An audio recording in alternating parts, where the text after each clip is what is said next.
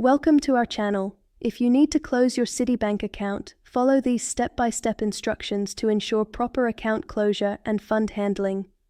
Step 1. Before closing your account, withdraw or transfer all funds except enough to cover any pending transactions and fees. Step 2. Stop all automatic payments, direct deposits, and scheduled transfers associated with your Citibank account. Step 3. Wait for all pending checks, deposits, and transactions to clear completely. Step 4.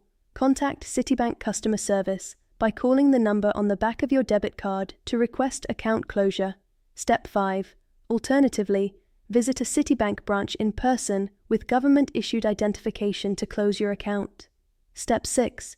Inform the representative that you want to close your account and provide your account number. Step 7.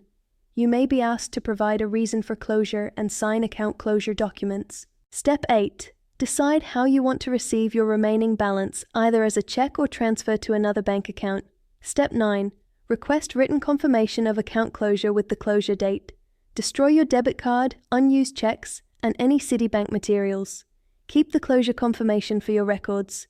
Don't forget to like this video and subscribe to our channel.